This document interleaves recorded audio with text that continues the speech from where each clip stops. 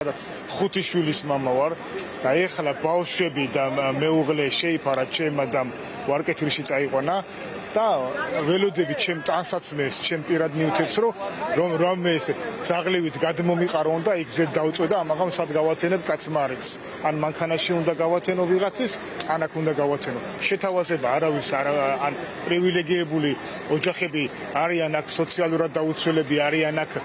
მრავალშვილიანები არიან აქ შეშემოპირები საერთოდ არაფერი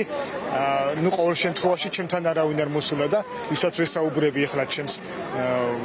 корпусში ვინც იყვნენ, ჩემს სართულზე ვინც იყვნენ, მაგდაგვარი არავინ არ უნახია, ასე რომ ეს არის ტყუილი ინფორმაცია, რომ ვიღაცა მოვიდა, რაღაცა ფული შეგვთავაზა, რაღაცა იმედმა გადმოსცა, რომ ვითომ 20 კვადრატში ვცხოვრობს და მოვიდნენ ფართის შეთავაზებაზე და ჩვენ 120 კვადრატი მოვითხოვეთ, ამდაგვარი სისულელე, მსგავსი სისულელე, არ ვიცი, როგორ შეიძლება ეხლა მე 20 კვადრატი მქონდეს და მოვიდნენ და შემთავაზონ, რომ 20 კვადრატში გადაგიყვან და მე მოვითხოვო, არა, მე 120 კვადრატი მინდა, ესეთი რაღაცა, ნუ არ ყოფილა საერთოდ და აი დღეს ამას ეკეთ როგორ უნდა ვიცხოვროთ, სად უნდა ვიცხოვროთ, ამაზე ინფორმაცია არ მაქვს არაფერი და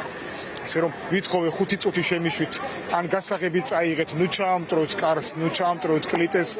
ან შემომყევით, ჩემი ნივთები რაც ავიღო, მაინც რაც ყველაზე ძვირფასი მაქვს და ნივთებამდეც არ მომიშვეს, ჩვეულებრივ ეზოში ყრია, ყველანაირი ნივთი, ყვისი რა არის ვერ გაიგე.